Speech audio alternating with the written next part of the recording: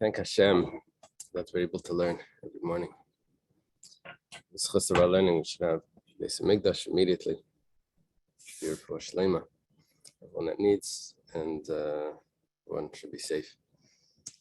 Okay, we're going to start. Yud Beis Amud Aleph. Amar Avasi Tzaras Eilanis Asura. That's where we left off, correct? 14 lines from the bottom. So Ravasi says that Tzaras Eilanis is a sur. Let's say, okay, person marries two women, then he dies. His brother has to do Eboom. One of those women was a Eilanis. An Eilanis is a woman that is not developed and she can't have children.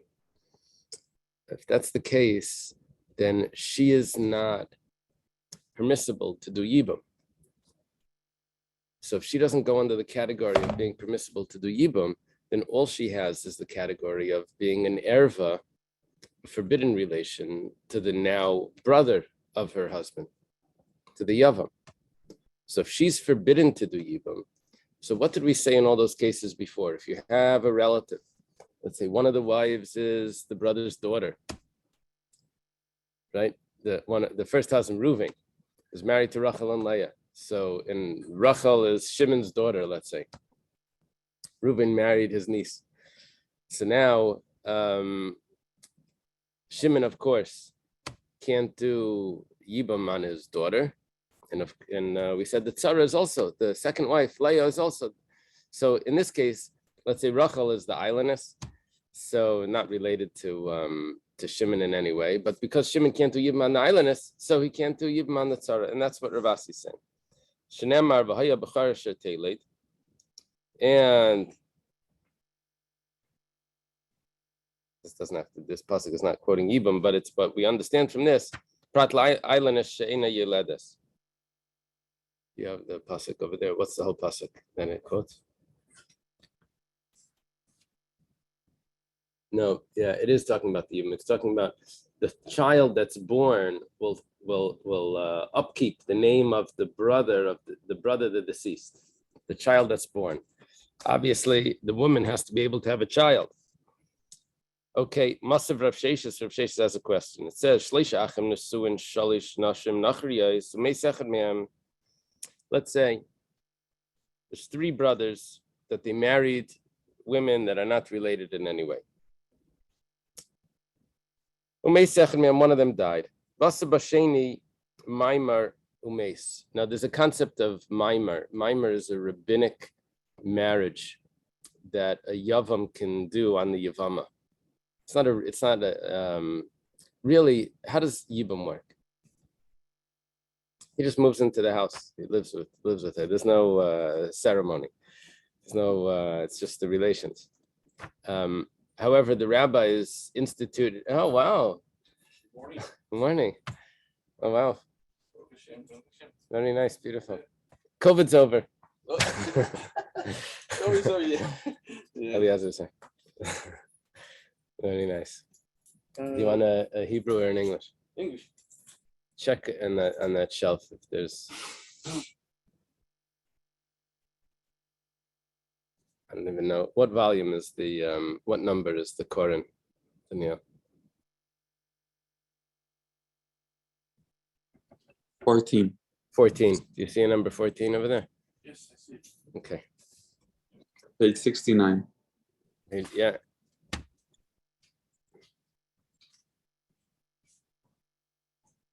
Okay. So three brothers.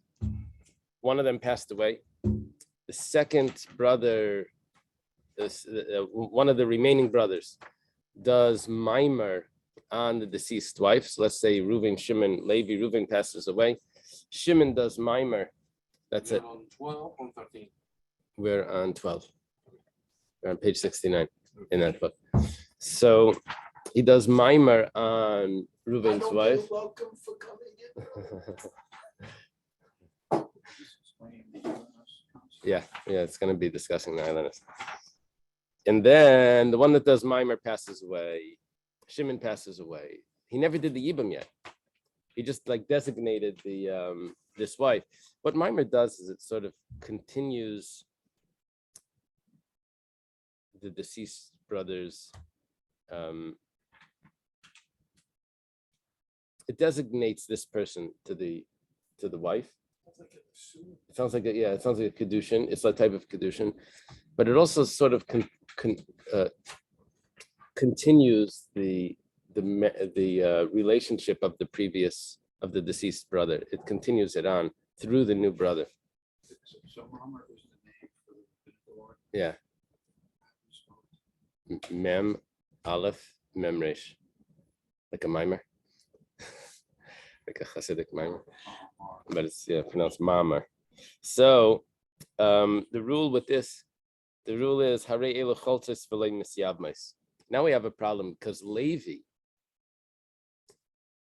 has to do Yibum on Shimon's wife. He also has to do Yibum on Reuven's wife. And both of those end up in the same woman. Reuven's wife, if there was no mimer, then there would be two different women that he needed to do. There were two different families that needed Yibum performed. There was Reuven and Shimon. If there was Yibum, then there would only be one family that needed. There would be Shimon's family because he's the one that just passed away and Yibum was performed. But now there was mimer. So it turns out that by marrying Reuven's wife, that mimer was performed upon by Shimon, when Levi does that, he's ending up that he's upholding two houses with one woman. It says like this. Shenemar umeis echad mehem, Yevama yava yaleha. Mishala zikas yibam echad v'lei zikas shnei yevam. You can't do yibam if there's two relationships there. Ketani Allah. All right. We learned on that. Amar Rav Yosef zui tzar seishasach me'av she'isin nefila garam la shlemitin b'chol tar kula kagain zeis. Rav Yosef comments that this is a very interesting case. We don't find anything like this. That because of the obligation to do Yibum, it becomes prohibited to do Yibum. Because there's an extra obligation here, it makes it asur. So we never find anything like this. It says, what does it mean? In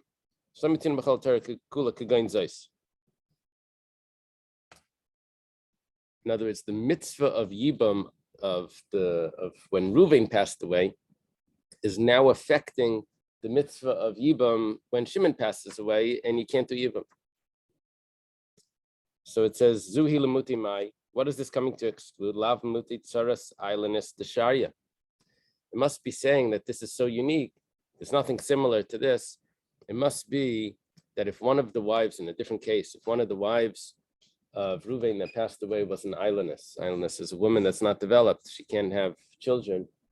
So it must mean that the other woman, the co-wife, the rival wife, should be permitted.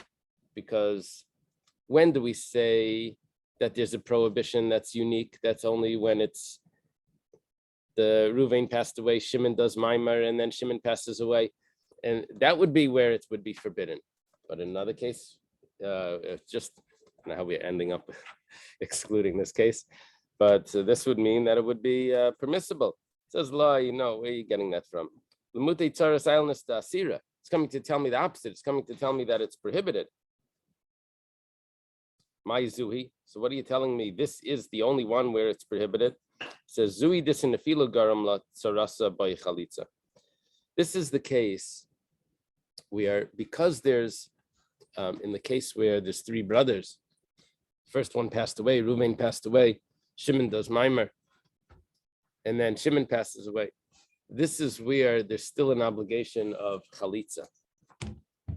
However, islandess, afilu chalitza loy, but by an islandess, you don't even need chalitza. And what Ravasi wants to say is even on the tzara, you don't, even on the co-wife, you don't need chalitza. My timer, what's the reason? Hadaraisa hadarabanan. It's a big difference. the islandess is exempt midairaisa from Yibum. The other case is exempt only rabbinically. Well, I thought there was a pasuk. Islandess was A woman the that's woman not who was married, but not really married. No, then? she's married, but she's not developed enough to have children. A minor, sort of. Not necessarily a minor. necessarily. She could be she's older. She just didn't. Yeah, that could be, unless there's signs of something.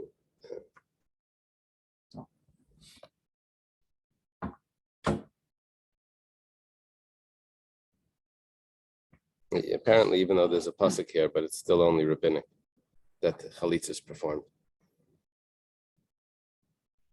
Okay, now we have a question. It says, "Tanan kulan emeso imiyano nisgarshe shenimtza islandess tzarasem mutaris."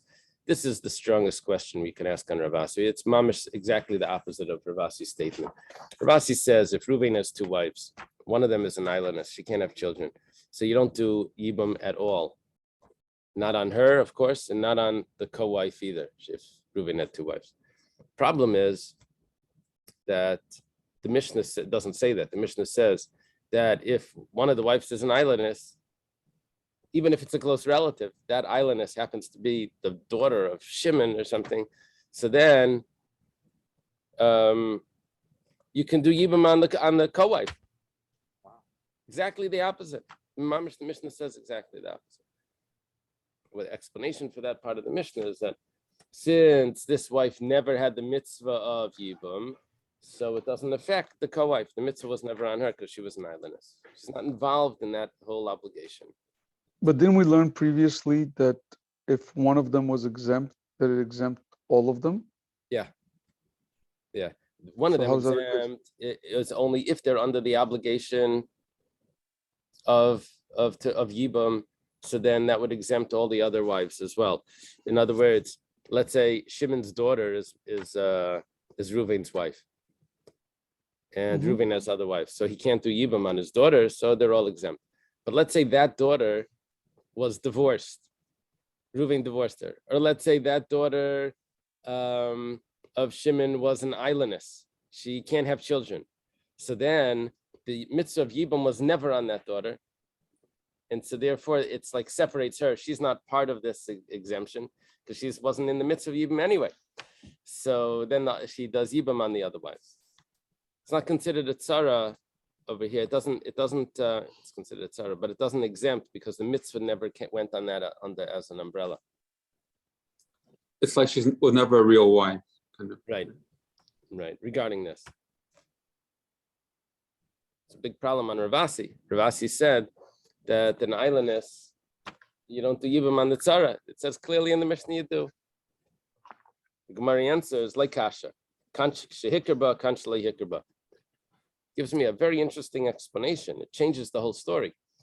The Mishnah that says that you can do yibum on the co-wife of an islandess was because when he married her, when Reuven married this Shimon's daughter, he asked the Shadchan said everything is good. Then he finds out years later that she was an islandess. It's called a mekach tois. The whole purchase was a mistake.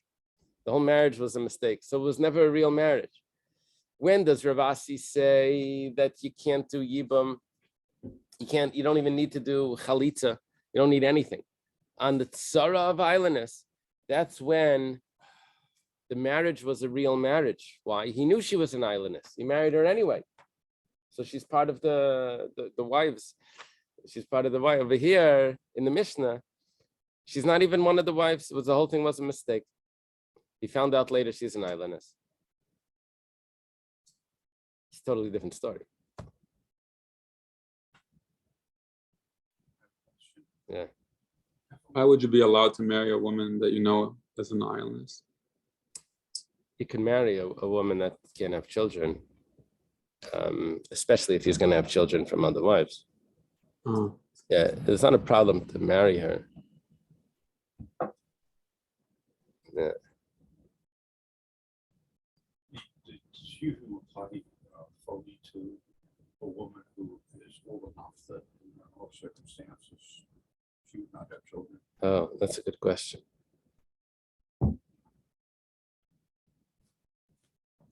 Just got to say that somewhere.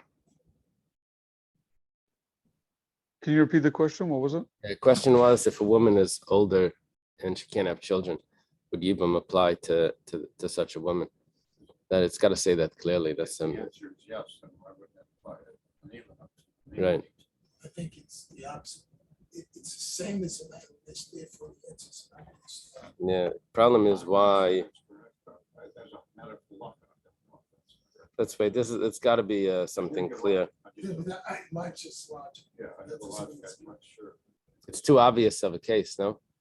It's got to be a regular story. I mean, it's got to be mentioned in the Gemara. Let's see if it's going to come out. Okay, now it says Dekanami. I'll prove it to you that that's the case of the Mishnah, is where the whole marriage was a mistake. It says, and he discovered that she's an islandess. Didn't say that she was an islandess. That means he didn't know at the beginning. Hold on one second. So the obvious answer to your question is, how could you still have Eboom on a woman who cannot, let's say, who's postmenopausal, when the Eboom could not accomplish what Eboom's supposed to accomplish? Right. So therefore, she should be totally. I understand the logic. The reason I'm questioning is I have a friend whose older brother died. Got children. His wife is considerably older also. He's been called back to Morocco to do pizza. It's Morocco. Okay. That's funny.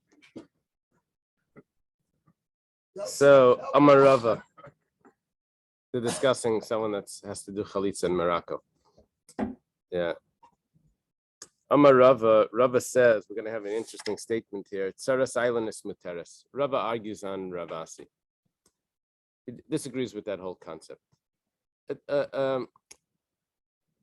He's not disagreeing with the Mishnah. The Mishnah says that if there's a woman that can't do Yibum because she's a close relative, so all the tsarais, all the rival wives are permissible, are also forbidden. I'm sorry, goes under that umbrella.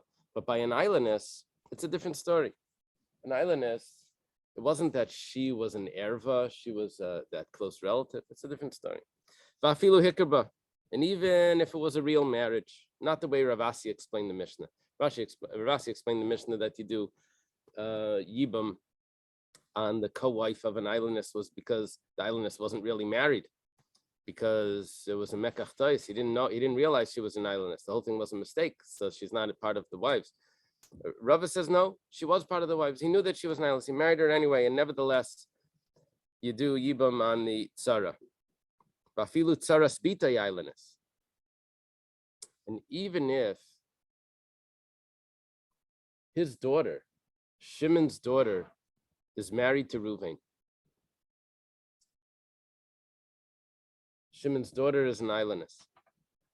Shimon obviously can't do Yibum on his daughter. That should exempt the other wives as well, because Tzaras Erva, all the wives are exempt from Yibum. But because his daughter was an islandess, we say that the mitzvah of Yibum doesn't apply to her. Mitzvah of Yibum is only on the other wives, so she doesn't go under the category of the Yibum at all. And Shimon does Yibum on the rival wife of his daughter. So why did the Mishnah say that he found out that she was an islandess? It sounds like he didn't know originally. Tanisha Hayu. Read it differently. Read it that they were an islandess. It says Shenimtzu. That's an expression. Kiyasa Rabban Amar Rabbi Yechanan. Rabban comes. He says the name of Rabbi Yechanan. Listen to this. Achas tzaras mima enes. We had a discussion yesterday about a girl that does miyun. We had a whole issue that we didn't want a girl that she's under 12 years old, where she steps out of a marriage just by rejecting the husband. We didn't want that if a person's daughter would do miyun, that he would end up marrying doing yibam on the tzara of his daughter. How would that be allowed? Well, she stepped out of the marriage. And we said that didn't look right because it looked like he was marrying his.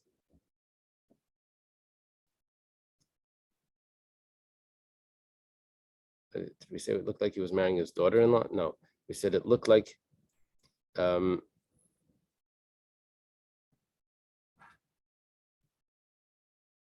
It looked like he was marrying the tzara of his daughter. That's what we said. So we said any girl that does miyun is a gezerah, according to the opinion that we had before. Any girl that does miyun, there's a gezerah that you don't marry the co-wife, that you can't do yibam on the co-wife.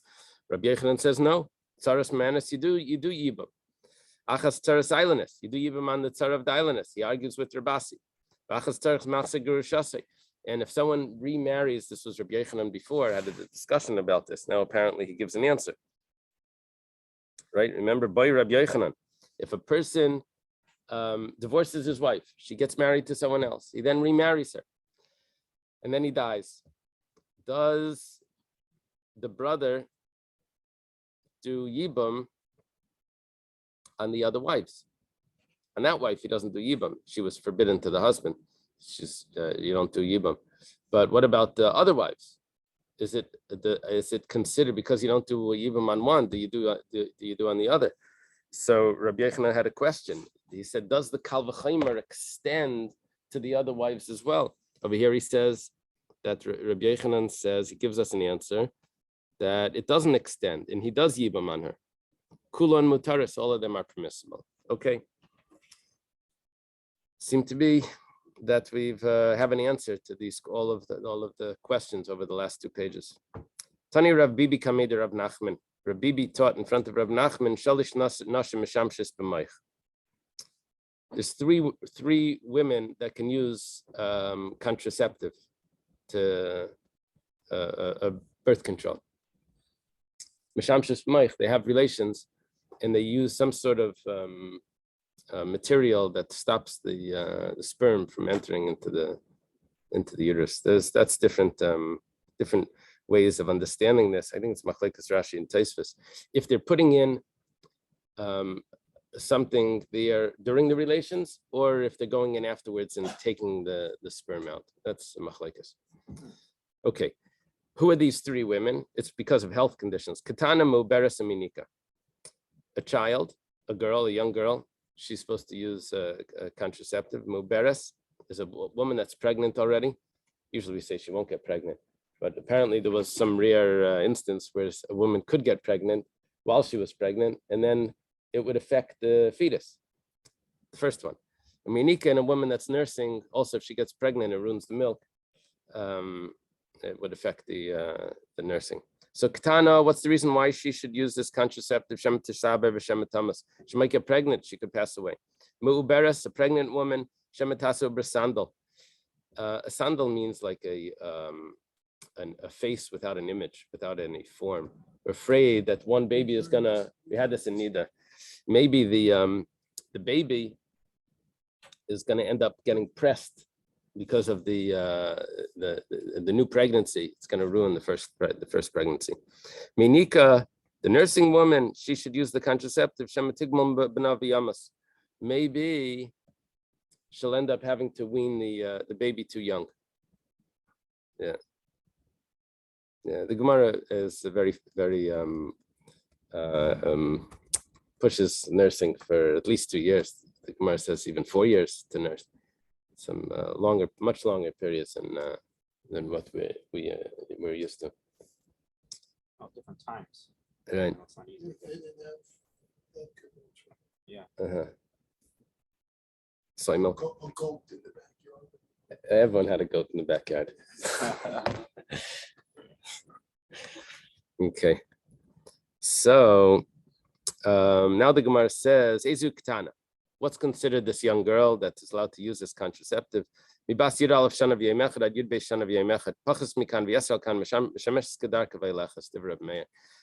she's younger than 11, she's not going to get pregnant anyway.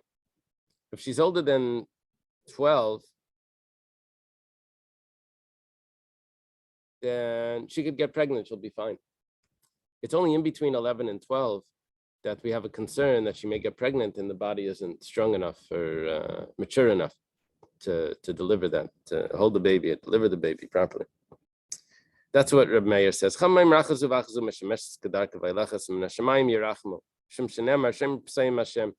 say, nah, just they have relations and Hashem will protect them. Hashem protects the fools. Pessi is a fool. That's the okay. Now, Midaka Amar Shema Tisaber v'Shema Tamas. The fact that the Gemara says that maybe she'll get pregnant and maybe she'll die, must be possible for her to get pregnant and not die. It said maybe she'll die. That means it could be that she'll give birth. Imkain, if that's the case, it's a very interesting question on the Mishnah. The Mishnah said that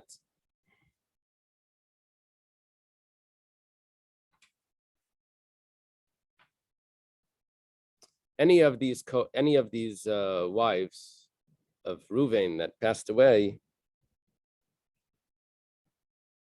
that happened to be a close relative, if any of the wives that was an erva to Shimon, it was his daughter or something, so he can't do Eboom. So if Reuven had already divorced, or if the girl did Miyun, or the girl was an islandess, so then Shimon can marry Reuven's other wives, the co-wives. You can do Yevamos on them. Then the Mishnah adds in this interesting thing. It says, but you can't use this, you can't say this phrase by his mother-in-law or his grandmother-in-law or his father-in-law's mother, that they were determined to be an islandess or Miyun was performed. Why? Because they already had children. Can't be an islandess. Yeah, it's like this guy. There was this old bacher. He used to walk around in 770. It was never got married. He said, why didn't you get married? He said, his mother-in-law passed away without children. So,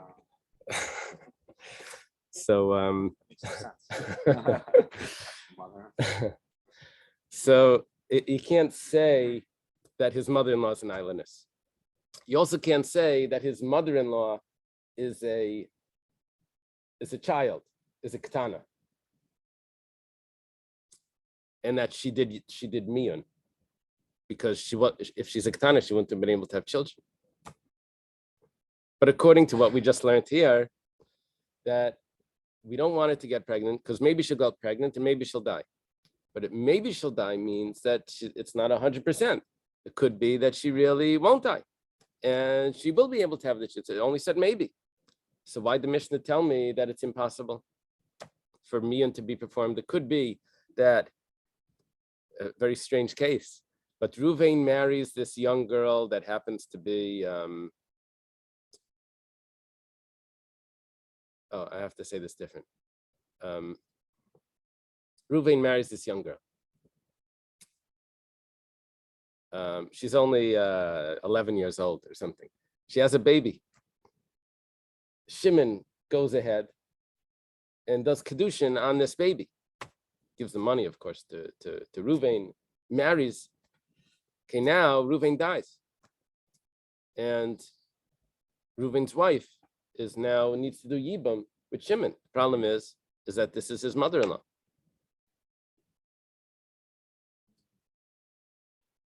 But it could be that Shimon's wife had done miyun and had gotten out of the marriage because she's still a child. So why did the Mishnah say that that's an impossible case? It's a possible case. Okay. So the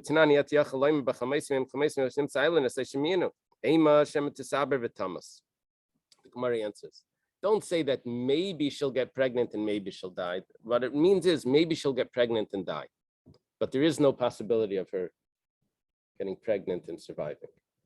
We added in an extra maybe. You have to take out that maybe. It's only maybe she'll get pregnant. There is a limit. Before this time, she doesn't get pregnant. During this time, if she gets pregnant, she dies and the child dies. And afterwards, it's very clear cut. Okay. Aini, is that so? Vatani Rabba Bar Shmuel Where's the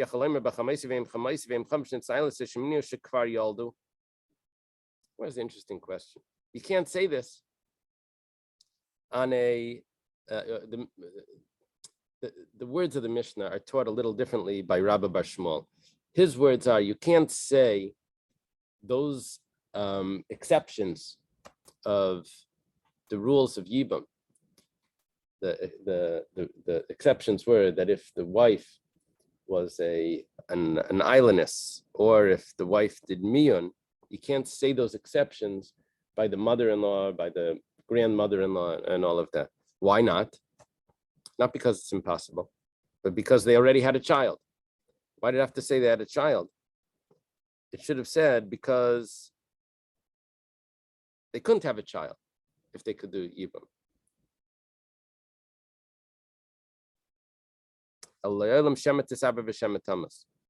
It must be that it is possible for them to have a child.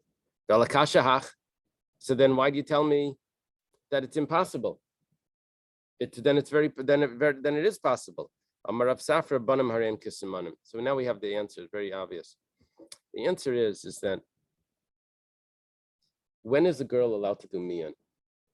When she still hasn't reached maturity. If she had a child, then she's reached maturity. What is maturity? Well, we say maturity is a certain age, or it's a certain simanim that she has on her body, the pubic hairs or something. But if she has a child, that's also a siman that she's reached maturity. That's good enough. So now she can't do miyan. So shekvar yoldu means that she already has a sign of maturity, and that's it. She can't do miyan. Some say that a child is even better than the other signs. What's the difference? There's a discussion in the Mishnah. What's considered a sign of maturity? So one opinion is that there's 2 hairs on the private area, and Rabbi Yehuda says no. There needs to be more hair than skin. No, you have to be. It looks to be more black than the white skin. So, but even Rabbi Yehuda, that's strict about this, that requires more hair for her to be considered mature. But if she has a child, he agrees that it's not necessary to have that hair. Rav Zvid said that if there's children, then there's for sure simanim. Then there's for sure the other signs are already there. The Gemara says v'nivdik. Well, why don't we check? We can't check because could be the hairs fell out. It says that's a discussion in Masechtas Nida. Do we say that we suspect that the hairs fell out? If we see someone that's we're not sure if they have the reached maturity, maybe the hairs fell out. According to the opinion that says you don't suspect for that, so why don't we just check according to Rav Zvid if there's simanim? So it says, even according to the opinion that says that you don't suspect that maybe the hairs fell out, but maybe after a woman gives birth, her body changes a little bit over there, you do suspect the hairs fell out. We can't say that there was no simanim. There really were simanim, we can't check for it because could be the labor caused changes in the body. Okay. Now we're going back to explain the Mishnah. Before we get to the next Mishnah, the Gemara rushes through the explanation of the last pieces of the Mishnah. It said that if Ruvain is married to 2 women and Ruvain passes away, Shimon has to do Yibam. Problem is that one of the women that Ruvain was married to happens to be Shimon's daughter. So Shimon can't do Yibam on any of the women. So Levi comes along and marries one of the wives. Let's say that's Sarah, the other wife, not Shimon's daughter, the other one. And then Levi happened to have other wives also. Then Levi passes away. So Yibam has to be done on Levi's wife. So because the tzara of Shimon's daughter was there on Ruvain, where she was ushered to Shimon, so now Shimon can't do Yibam even on Levi's other wife, even though that has no relation to his daughter. But because the tzara, the co-wife, ended up being a wife together with Levi's other wife. So tzaris ad olam always makes Yibam prohibited to Shimon, who was the relative of the first co-wife of the Yevama. Minani Mili, where do we know this? Amar Rav Yehuda, the Amar Rav Yehuda says we have a pasuk litzrar. It says that the Yibam is performed litzrar. And actually, that pasuk was not talking about Yibam.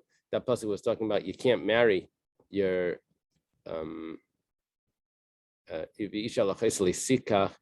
you can't marry two sisters. Litzrar tzara b'chaya, and it uses the pasuk litzrar. Hatera ribsa tzaris harbe. The Torah says many tzaris, co-wives. Rav Ashi Amar svarahi. Rav Ashi says it's a svara. It's logical. Tzara my time asir. What's the reason why the first co-wife was prohibited? The b'makom erva kaima, because she was there at the original time when Yibam was not allowed to be performed on the co-wife. So tzara nami b'makom erva kaima. In the second marriage, the second co-wife, second tzara, was there when the first tzara was there. And the first tzara was b'makom erva, was in a place where the Yibam couldn't be performed. So it's just logical that it continues. Okay, Kate said, in Mesu Hain, we have a case that if the relative passed away, let's say Ruvain passes away, and he was married to Shimon's daughter, let's say. So Shimon can't do Yibam on his daughter, of course, or on the co-wife. But let's say Shimon's daughter had passed away beforehand, and then Ruvain passes away. So when Ruvain passes away, he could do Yibam. The Gemara says, "Vafilu kanasil b'seif kirish." Other possibilities. He divorced her. Let's say Ruvain divorced her. He married a second wife. So in other words, these two wives, Rachel and Leah, were there together as co-wives. And then he decides to divorce Rachel, Shimon's daughter. So Shimon, even though Leah was a wife at the same time that Rachel was married to Ruvain, but nevertheless, he can still do Yibam because at the time of the death, she wasn't one of the wives. For a minute, 1 second, we have a problem. We have a contradiction. Gimel Achen, there's 3 brothers. Shnayim nem nesuyis beis. 2 of them are married to sisters. Okay, Reuven, Shimon, Levi. Reuven and Shimon are married to Rachel and Leah and Rachel, right? And ve'echad nasa nachris. And Levi's married to, I don't know, Sarah, so a woman from the outside, Sprinzer. No, nachris just means not part of the, not Bilhar Zilpa. Yeah.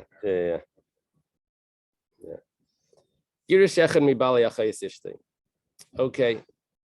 Ruvain divorces Leah, Umes, and then he dies. So Shimon can't do Yibam because it's his brother's. Actually not. He could have because it was divorced, right? So 1 second. Reuven divorces Leah, and then Reuven dies. Hanasi Nachris.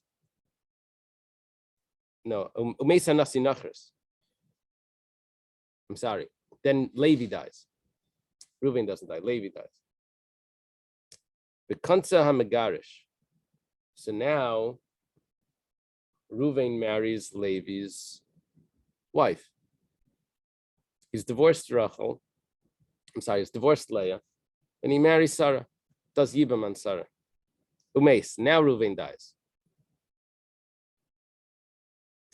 Zui Shamru. This is the case. By the way, was Sarah around Was Sarah in Reuven's house when Leah was there? No, she was already divorced. Right? Reuven divorces Leah, then Levi dies, and Reuven marries Sarah. That means that Leah was already out of the house when Sarah comes in. Now the problem is that the Gemara is going to say that this Brises tells us Zui Shamru Shemesa and Iskar should start saying Mutaris. Time of the Gerish Vachakach Kanas. It sounds like the only reason why it's permissible is because the divorce took place before Sarah came in.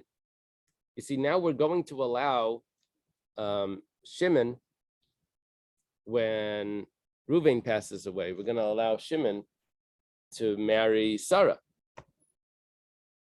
even though Reuven's other wife was at one point Leah, which is Shimon's wife's sister. Shimon's married to Rachel. But the reason why we're allowing this is because Reuven had divorced Leah much earlier, before Sarah was married. It sounds like the only reason why this is permissible is because they weren't there together during the marriage. But if they were there together, even if he divorced her before the death, it would be prohibited. And that's not what we said before. So, time of the Girish Vachakanas, Avalkanas Vachakirish. If he would have married Sarah while he's still married to Leah, then you wouldn't have been Shimon wouldn't have been able to marry Sarah.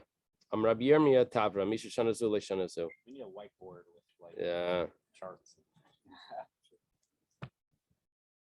Wives, brothers. Let me just say, I'll explain when I explain to the answer, it'll get clear. Yeah. Should I go over? Next time, clean that there. I didn't understand. I didn't get why the divorce is. Okay, let me explain like this. Brother got divorced, now he has to. Yeah. Let me tell you the answer, and then we'll go back and we'll see if it clarifies everything.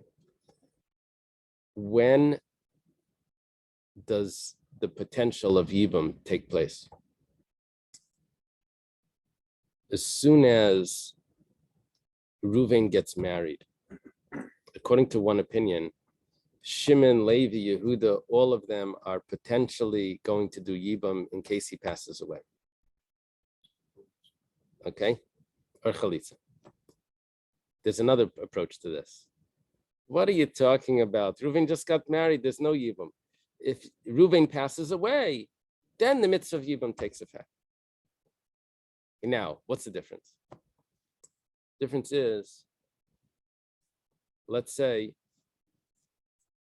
Reuven and Shimon both marry sisters. Now, Reuven has another wife. Two wives, Leah and Sarah. Yeah. Sister plus one. Yeah, sister plus one. And Shimon just has Rachel. Shimon, right? So now, Reuven divorces the sister. Still got one. He still has the other, He has the other. the foreigner. He has now Reuven passes away.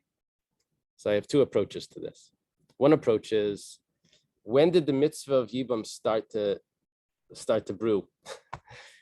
I say from the original marriage, when they got married. This is a problem. The sister was there at the same time that Sarah was there, and Sarah is exempt from Yibam because she's the co-wife. Or the other approaches that no, there was no Yibam over there at the marriage. He didn't even pass away yet. When does the mitzvah of Yibam take place? When he passed away. When he passed away, the Rachel, Leah wasn't around, and there was only one wife. So it all depends on when the mitzvah of Yibam. Do we look at the potential of Yibam, or do we look at the, is there really a potential there? Yeah, like theoretical physics. Every possibility is playing out in some other world.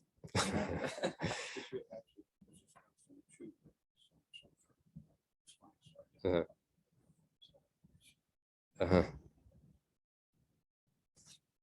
Okay, so Hai Tanasava, the Gemara actually spells this out. Hai Tanasava Misa Mapelas. Hai Tanasava Nasuna Yeshayim Mapila. It's a machlekes.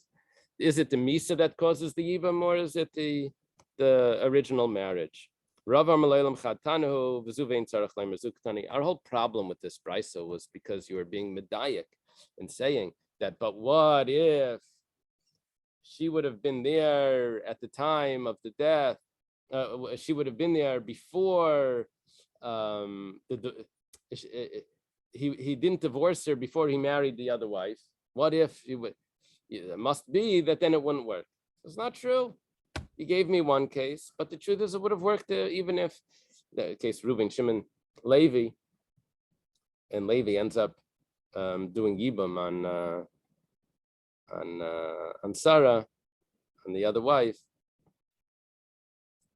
Over there we said that it was only because they weren't together they weren't married together. At the time that was done, Reuven had already, by the time he married the second wife, he had already divorced the first wife. That was the case.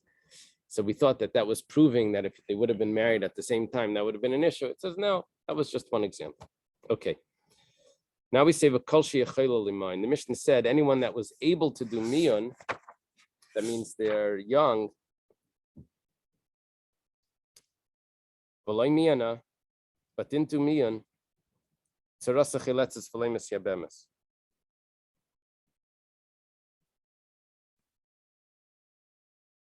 That means if Shimon's daughter is married to Reuven, but she's still a young girl. So because theoretically she could jump out of that marriage at any time, so it's not really a solid marriage. So therefore, Shimon is not totally exempt from doing Yibam on Reuven's other wife, because his daughter could jump out of the marriage at any time and make it that they were never married. So he has to do chalitza. That's what we said. So the Gemara says, V'timoyin hashta. Why does he have to do chalitza? Just tell the girl, jump out of the marriage right now. Okay. The Gemara says, V'tisyabim, and then he could marry her. So it says, well, we quoted this Gemara before, I think. No, we quoted it, the next Gemara. You're only allowed to do miyun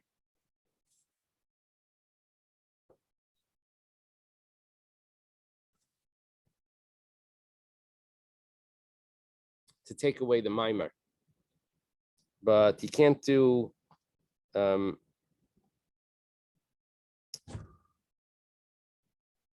what the miyun would do is if mimer was performed on one of the girls, well, let's say it wasn't the daughter, then the girl can say, I'm out of here. And then chalitza, and then Yibam would need to go on. Chalitza Yibam would be done on one of the other wives. So she could get out of a mimer with miyun, but you can't get out of the entire relationship with miyun. I don't know why not. She could have gotten out of the first relationship. She could have died. And she'd be totally out of the relationship and in a different I mean, before, what if, eventually this one, at what point these theoreticals? Here we're just saying that when she jumps out now, it doesn't affect what her position was in this marriage originally. Originally, she had messed up the whole Yibam situation because she's a relative. So when she jumps out now and says, I reject the husband, it doesn't affect the what already had taken place, and we don't do Yibam, but still chalitza needs to be performed. So the Gemara says, light, not necessarily is this a proof to that, because tzaras erva shiny. This could be that we just don't want this to happen rabbinically. Why? The Tani Rami Bar Yecheskel miyana bebal muteres liyaviv miyana biyava masur laviv al mishas nefila nirska kalasech na mishas nefila nirska tzaras bite. We have a problem over here with her doing miyun now, is because something that Rami Bar Yecheskel said. If a girl is, let's say, there's a young girl that's married to Reuven, and she says, I'm out of here. She does miyun. So she leaves without a get. So she can marry Reuven's father. because Mian takes away the whole marriage, and she was never married to Reuven. So now she's permissible to marry Reuven's father, Yaakov. That's what Mian does. However, if Reuven passed away, and now she has to marry Shimon because of Eboom, so she now rejects it. She says, okay, I'm out of here. Now, even though she stepped out of the marriage, but she's still prohibited to Yaakov, because it would look like now that he's marrying his daughter-in-law. Why? Why is this worse than the first case? It was his daughter-in-law in the first case. Because over here, because of the marriage of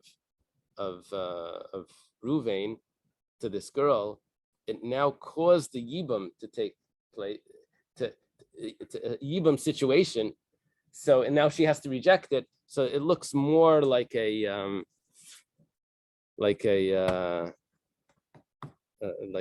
daughter-in-law than it would have done without anything. Okay. Guess we'll leave it over here. A little behind. Yeah. Those why you don't get along, you know, that's holiday, you know, they're switching and